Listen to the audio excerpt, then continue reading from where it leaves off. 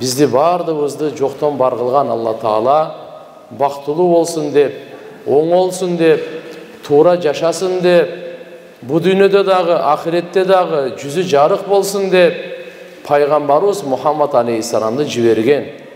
Ең борыкер, ең ақылды, ең көрегөч, ең иманды, Алланың ең сүйкімді пайғамбары Мұхаммад алейхиссаламды үлгі қылып жіберген. Пайғамбарымыз жаштарға дағы үлгі, оқушыларға дағы үлгі, ата-енелерге дағы үлгі, қарыларға дағы, еркек аялдарға дағы, бай кембағалдарға дағы, би құлдарға дағы, барына пайғамбарымыз Мұхаммад алейхиссалам жашоону қандай өткөрүш керек? Жашоону қандай өткөрүш керек? Ушунуга үлгү. Негизи пайғамбарымыз Мұхаммад алейхиссаламдын алып келген жашоосунун таза, берекелүү жашоосунун үлгүсү пайдалуу болуп жашайлы биз. Урмат, сыйлуу болуп жашайлы. Бири-бирибизге райымдуу болуп жашайлы. Пайгамбарыбыз алып келген ислам диндин жашоосунун магызы, чучугу, каймагы бири-бирибизге пайдалуу болуп, бири-бирибизге зыян жеткирбей, бири-бирибизди кордобой, бири-бирибизди басмырлабай, бири-бирибизге жардам берип, бири-бирибизди колдоп, туура түшүнүп, мынакей ыймандын жолу ушуга чакырат. Өзүңө жакшы көргөндү башкага жакшы көрмөйүнчө сен ыймандуу эмессиң деп пайгамбарыбыз чечим чыгарган. Уяттуулук жок болсо сенден ыйман кетти деп пайгамбарыбыз чечим чыгарган. Тазалык болбосо ыймандын жарымы кетти деп чечим чыгарган. Динибиздин баалуулугу адамгерчиликте. Ислам диндин баалуулугу адамгерчиликте. Ал адамгерчилик кичинекейинен башталат. Кичинекейинен тарбия. Мугалим деген ким? Muallimun khayr linnas, adamlarga жақшылықты үйретүүчүнүн аты мугалим дейт. Эжеке болсун, мейли агай болсун, булар адамдарга жақшылык үйрөтүп аткан. Биз дагы силерге окшоп мектепте окуганбыз. 10 класста окуганбыз. Кудайга шүгүр, ал убакта мындай дин эркиндиги, эгемендүүлүгүбүз жок болчу.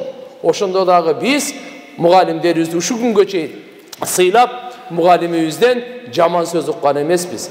Эжекелерибизден дагы, агайларыбыздан дагы эч качан бир жаман сөз угуп, алардын сөзүн эки кылган эмеспиз. Андыктан, урматтуу окуучулар, бизге азыр бүгүн кандай? Биз Кыргызстанда жашап атабыз. Кыргызстан мамлекетибиз бар. Ошондуктан ыймандуу, билимдүү, ынтымактуу, таза коомду түзүү үчүн ал мектептен башталат. Мектептин 1 классынан башталат. Ошо 11 класска чейин биз алхамдулилля ушундай бир намуздуу, Кудайга шүгүр, кыргыз эли байыркы эл, меймандос эл, батыр эл, биз буну унутпашыбыз керек. Ыймандуу эл, эми алхамдулиллага шүгүр, 91-жылдан бери бизге Алла Таалам дин эркиндигин берип, дагы биз жанданып, динибиздин баалуулуктарын аныктап, динибиздин баалуулуктары ушундай турбайбы деп саламдашуу керек экен, жумшак сүйлөш керек экен. Тамак жедириш керек экен, курсакторун тойгозуш керек экен, алсыздарга өзгөчө көңүл буруш керек экен. Алсыздар кимдер эле? Жетимдер, жесирлер. Алсыздар кимдер? Кембагалдар, аял заты, күчтүүлөр алсыздарды дайыма коргоп, колдоп, мына Алла Тааланын жардамы, жаратканымдын чакырганы, жаратканымдын буйругу. Урматтуу окуучулар, ошондуктан мынакей азыркы ислам динибиз bilimdin dini. Kur'an-ı Kerim Allah'ın ıyık kitebi. Kur'an-ı Kerim Allah'ın akırkı, toğluk, adamzatka joldomo, adamzatka şıpa, adamzatka bereke, adamzatka bakıt, adamzatты оңдой турган, ишки дүнөсүн тазалай турган, ахиретте бейишке чыгара турган, улуу касиеттүү Алла Тааланын толук акыркы, бурмаланбаган, өзгөрүлбөгөн, кыямат күнгө чейин сакталган китеби. Ошо Кур'ан-ы Керимде эң биринчи буйрук, эң алгачкы буйрук: Икра, оку. Икра, оку. Икра, оку, жана оку. Ленин кечеле чыгып алып эле буга автор болду. Капа болбош керек. 14 кылым мурда, ошол доордо 14 кылым мурда Пайгамбарыбыз Мухаммад алейхиссаламга бүткүл ааламдын жаратуучусу окуганга буйрган.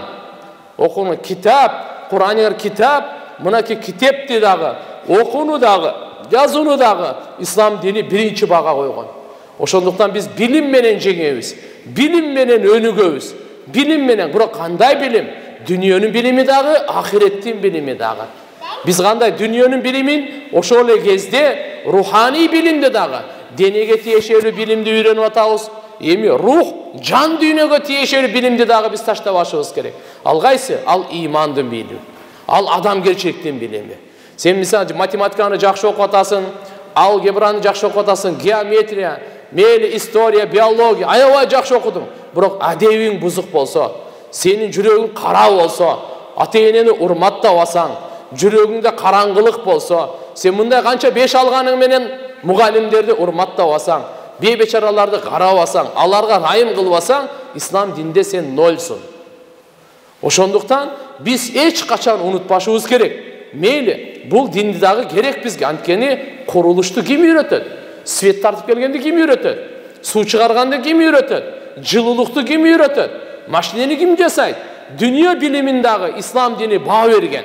Ислам дини буга зарылчылыкты айткан.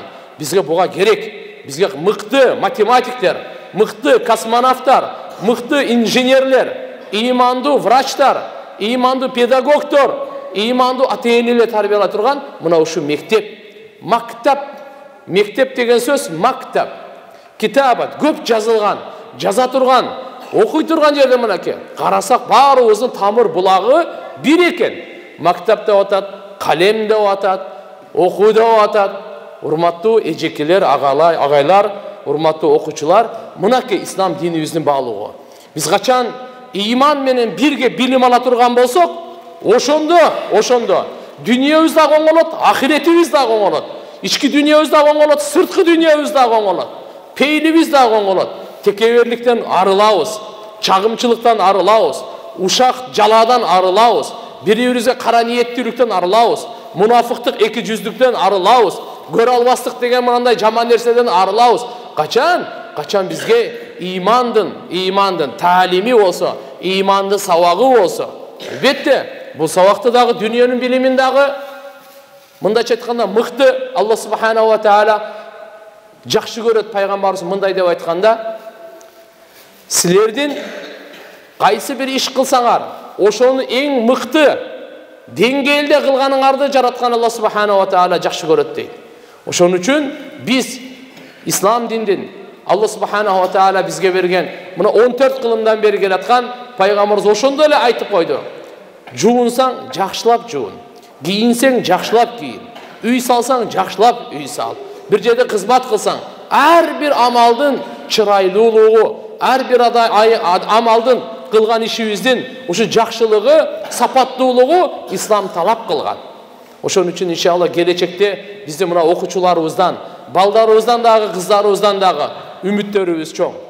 Кайсыл элдин жаштары бузулбаса, ал элдин келечеги бар. Кайсы элдин жаштары бузулган болсо, ал элдин келечеги жок. Ошон үчүн биз мыналда жаштар бул өзгөчө азыр оңоло турган, күч ала турган, тазалана турган, өзүбүздү иреттей турган, өзүбүзгө көп жакшы сыпаттарды ала турган, жакшы билимди үйрөнө турган, мүнөзүбүздү, амалыбызды, каалоолорубузду оңдой турган мына ошол учур азыркы учур. Ошон үчүн кайсы китеп берилсе көңүл буруп, ага да жакшы окуп, өз учурунда келип, өз учурунда кетип, өз сабагыбызды аткарып, ошол эле кезде караңыздар, биздин азыр 3 негизги жайыбыз бар. Унутпаш керек. Үй бар, мектеп бар, бош убакта мечит бар. Башка жайда бизде жок. Аракканада бизге жай жок. Дискотекаларда бизге жай жок. Кумарканаларда бизге жай жок. Карта ойной турган жерлерде бизге жай жок. Биз эгерде боло турган болсок, же үйдө болобуз, же мектепте болобуз, же бош убакытта болсо биз мечитте болобуз. Руханий тарбиялап, үйгө барып, ата-энеге кызмат кылабыз. Үйдүн ичиндеги бардык кызматтарды кылабыз. Мектепке келсек, мектепке кызмат кылабыз. Билимди окуйбуз. Мектепте бул мектеп биздин экинчи үйүбүз. Үйүбүзбү? Бул экинчи үйүбүз. Ушул жерден таалим алып атабыз. Ушул жерден тарбия алып атабыз. Бунун тазалыгы мен үйүмдүн тазалыгы. Мен мектепти кандай мен таза кармасам, кандай урматтасам, Бул жерде мен ушул жерде билим алып атам. Алла Таала ушул жерде мага билим берип атат. Ушул жерде үйрөнүп атам деп. Ушул жерде оңолуп атам. Ушул жерде мен адам болуп атам. Ушул жерде мен кесип алып атам. Ушул жерде мен жашоомо бир багыт таап атам деген мынакей мектеп. Бул мектептен бошодукпу? Же үйдө, же мечитте. Biz ошондо гана biz иншалла келечекте Кудай кааласа ушул баладан, албетте кыздар ал мечитке барат, алар үйүндө эле. Алар мисин ошон үчүн biz дайыма айтабыз.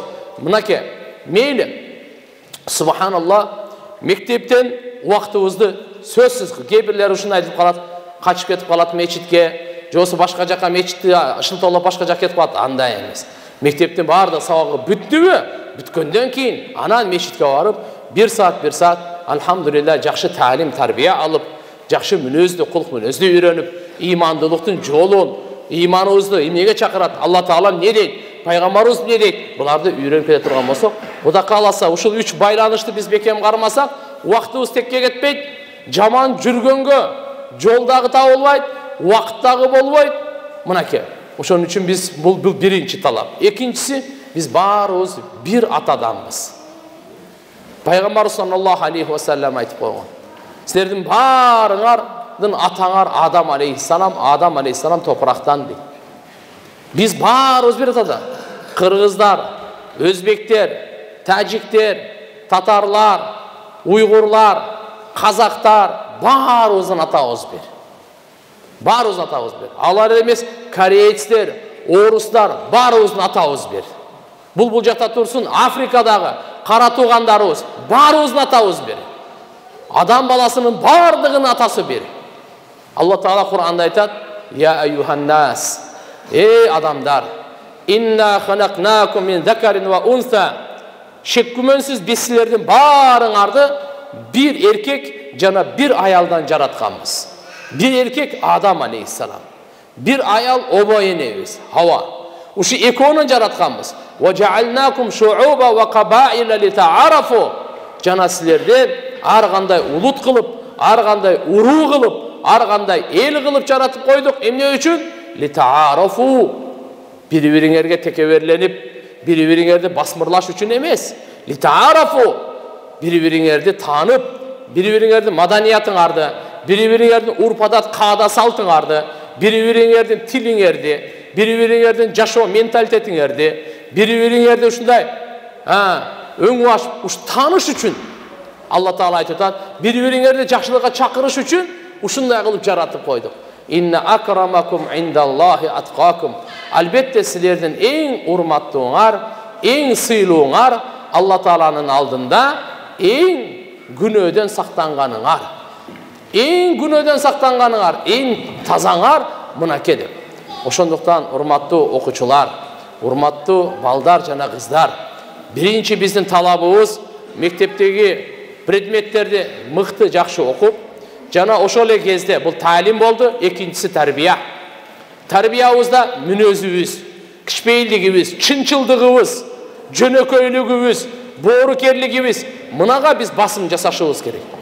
Басым жасай турган, тарбия ала турган ушул улууларды урматтоо, тарбия бул. Кичилерди ыззаттоо, биздин бул тарбия. Алсыздарга райымдуулук кылуу, биздин тарбия. Бири-бирибизге жакшылык каалоо, биздин тарбия. Болор болбогон нерсеге ачууланып, урушуп, шайтандап кеткен, бул ислам динде орун жок буларга. Уятсыздыкка ислам динде орун жок. Ошон үчүн иншалла биздин жаштарыбыз уяттуу тарбиялансын. Биздин жаштарыбыз, кыздарыбыз, балдарыбыз уяттуу болсун. Бизде мурдадан ата-бабаларыбыз айтат эле. Эмне дейт эле? Бир туура эмес иш кылып койсо, бул уяты жок. Уурулук кылып койсо деле, уяты жок. Урушуп кетсе деле, уяты жок. Эмне үчүн? Уят болсо ушул нерсени кылбайт эле дейт. Пайгамбарыбыз айтат: "Ал-хаяу шу'бату минал иман." Уяттуулук имандын бул маанилүү бир бутагы дейт. Ошон үчүн биздин кыздарыбыз дагы, балдарыбыз дагы уят менен билим алсын. Уяттуулук менен, ушу уяттуулук сыпат менен сыпатталып, жакшы мүнөз менен мүнөздөлүп. Ал кайсы? Чынчылдык. Биз азыр мектепте чынчылдык. Ата-энесин алдабасын, досторун алдабасын, мугалимди алдабасын. Бизде чынчылдык Пайгамбарыбыз Мухаммад алейхиссалам ислам динди алып келди. Бул чынчылдыктын үстүндө курулган. Динибиздин баалуулугу жакшылык каалоодо, пайда жеткирүүдө, кайгы бөлүшүүдө. Биз мынаны эч качан унутпайлы, урматтуу эжекелер дагы, агайлар дагы, окуучулар дагы. Биз шүгүр кылайлы. Алхамдулилlah, Алла Таалам бизге ислам динин бериптир. Тынчтыктын динин бериптир. Адилеттүүлүктүн, достуктун, тазалыктын, уяттуулуктун динин бериптир. Ошо динибиздин пайдабалы фундаменти 3 нерседен. Жакшылык каалоо, ар бир адамга жакшылык каалайлы. Биздин уруубузданбы же башка урууданбы? Биздин улутубузданбы же башка улуттанбы? Биздин айылданбы же башка айылданбы? Биздин районданбы же башка районданбы? Кандай кызыктырбайт. Бүткүл дүйнөдөгү, жер үстүндөгү канча инсан жашаса, баарына жакшылык каалоо исламдын чакырыгы, исламдын ураны, ислам динибиздин мынакей пайдабалы. Жакшылык каалоо Пайгамбар саллаллаху алейхи ва саллям ушуну үйрөткөн бизге. Биз жакшылык каалайлы, кара ниеттик, жамандык каалабайлы, кек сактабайлы. Биз жакшылык каалаганды үйрөнөйлү. Жакшылык каалаганды мектептен 1-класстан 11-класска чейин балдар кыздарыбыз ушуга үйрөтөйлү. Жакшылык кааласын, жүрөгүн кең кылсын, жамандык каалабасын. Экинчиси пайда жеткирүү. Пайгамбарыбыз айтты: "Хайрун нас майянфаун нас." Адамдардын эң жакшысы, эң абзели ким? Эң байы деген жок, эң сулуусу деген жок, эң көп жашаганы деген жок, эң көп бала чакалуу деген жок. Не деди? Эң күчтүү деген жок. Адамдардын эң мыктысы, эң жакшысы ким? Хайрун нас майянфаун нас. Адамдарга пайда жеткирүүчүсү. Ким канча адамдарга пайда жеткирсеңиз, ошол Алланын алдында ошол эң жакшы ошол болот экен. Демек, урматтуу окуучулар, биз пайда жеткирели. Пайда кандай болот? Тил менен пайда жеткирүү болот, кол менен пайда жеткирүү болот, дуа менен пайда жеткирүү болот, акча менен пайда жеткирүү болот. Пайда жеткирүүнүн жолдору көп. Сиз келдиңиз дагы мына спорт залды жөн эле тазалап койдуңуз. Сиз пайда жеткирдиңиз. Кийинки келе тургандарга пайда. Ажаткананы тазалап койдуңуз. Сиз пайда жеткирдиңиз. Сиз көчөнү тазалап койдуңуз. Пайда жеткирип атасыз. Классты тазалап койдуңуз. Пайда жеткирип атасыз. Чөйрөнү тазалап атасыз. Пайда жеткирип атасыз. Сиз пайда жеткирип атасыз. Кызматыңыз менен пайда жеткирип атасыз. Кичине акчаңыз бар экен, ошо акчаңызга бечараларга нан алып бердиңиз. Бирөөгө дары-дармек керек эле, дары-дармек алып бердиңиз. Кичине акча таптыңыз эле, ошо акчаңызды исрап кылбай, мынакей пайда жеткирип атасыз. Тилиңиз менен пайда жеткирип атасыз. Бирөөнү сөккөн жоксуз, бирөөнү каргаган жоксуз, бирөөнү кемсинткен жоксуз, бирөөнү акарат кылган жоксуз. Макулбу? Бирөөнү ушактаган жоксуз, бирөөгө жала жапкан жоксуз, бирөөнү экөөнүн мусулман ортосуна от салып туруп чагымчылык кылып уруштурган жоксуз. Тилиңиз менен сиз пайда жеткириңиз. Кандай пайда жеткириңиз? Тилиңиз менен мусулмандын башын бириктирсин. Адамдардын жүрөгүнө рахат жетсин. Ата-энеңизге жакшы сөз сүйлөңүз, чын сүйлөңүз, боорукер сүйлөңүз, чырайлуу сөз сүйлөңүз, жумшак сүйлөңүз. Пайгамбар саллаллаху алейхи ва саллям ушуга үйрөткөн. Келдиңизби? Мугалимге дагы чын сүйлөңүз, жумшак сүйлөңүз, чырайлуу сүйлөңүз. Адамдын жүрөгүн ортпоңуз. Улууларга жакшы сөз сүйлөңүз. Улууларды кемситпеңиз, улууларды сөкпөңүз. Кичүүлөрдө дагы ушундай эле. Мынакей пайда жеткирүү. Биз унутпайлы. Мээбизге бекем ушуну басып алайлы. Жүрөгүбүзгө отургузайлы. Менин жашоомдун ураны ушул. Өлгөнгө чейин мен жакшылык каалайм. Өлгөнгө чейин мен пайда жеткиремин. Өлгөнгө чейин үчүнчүсү кайгы бөлүшүү. Мынакей адам баласына ар кандай башына сыноолор келип турат. Кээде ооруп калат, кээде иши жүрбөй калат, кээде кичине дагы бир кандай кыжалатчылык болуп калат, кээде бир кайгы болот, кээде дүйнөдөн уруксат болуп, дүйнөдөн өтүп кетет. Ошоларда биз кайгы бөлүшүүдө биз жөн турбашыбыз керек. Бирөөнүн кыйынчылыгына сүйүнбөш керек. Бирөөнүн башына бир кыйынчылык келип калса сүйүнбөш керек. Ал исламда орун жок ага. Динибиздеги ордун кимге? Биз кайгы бөлүшүүдө. Кудай сактап бирөө ооруп калса, сөзсүз барып зыярат кылайлы. Бирөө ооруп калса зыярат кылайлы. Эгерде өтүп кетсе жаназасына барайлы. Ошондо да үйүн иш кылып берейли. Мына билесиздерби? Мурдагы биздеги доорларда Тимуровцы деп коет эле. Бул дегени биз мектепте окуп жүргөнүбүздө ошол 84-85 жылдары биз 5-6 класстарда окуйт элек. Ошондо атайы мектептерде бир карыган бир кемпирлер, аксакалдар болот эле, үйү каралбаган, отуну жарылбаган. чөбү жыйналбаган ошондойлорго атай анан кийин Тимуровцы деп, Тимуриева команда деген бар эле. Кандай кылат эле бир 10 чакты 15 чакты балабы биз барат элек дагы, ал жерге барып шыпырып, отунун жарып, жыйып, ошо аксакалга барып, же болбосо ошо энеге барып жардам берип, анан эртеси күнү линейкага чыкканда, мектепте азыр линейка баруу болсо керек, азыр деле ошо линейка чыкканда анан бизде айтат эле, мыналар ушундай кылды десе, башыбыз көккө жетип, ушундай бир мынакей жакшылык кылып келдим, сыймыктанып келдим депчи. Мына ол каерден алган? Бул исламдан алган бунучу. Бул кечеле мына 100 жылдын тегере боло элек. Ислам 1400 жылдан бери кыйкырып келатпайбы? Сенен пайда жетсин. Сен пайдалуу адам бол, чөйрөңө пайда жетсин. Чөйрөң сени зыяныңан ушу баарынан жогу жакшы эле деген тилекке жетип калбасын. Биз ушундай бир жаманга жетип калбайлы. Биз бузукулук кылбайлы. Мусулман урдабайт. Мусулман коркпойт. Мусулман алдабайт. Мусулман эч качан алдабайт. Кандай болсо да чынды айтайлы. Ачуу болсо да чынды айтайлы, чынчылдык дайыма куткарат, жалган дайыма жок кылат. Бул пайгамбар саллаллаху алейхи вассаламдын айтканы. Биз ушунун негизинде иншалла өзүбүз тарбия алсак, тарбиялоочулар да ушунун негизинде тарбия берсе, Кудай кааласа иншалла, мына ушу мектептен Аллаху акбар имандуу академиктер чыгат. Имандуу эл жетекчилери чыгат, имандуу врачтар чыгат, имандуу спортсмендер чыгат. Эң негизи эле имандуу уул кыздар чыкса биздин бактыбыз. Ата-энесине күйүмдүү уул кыздар чыкса биздин бактыбыз.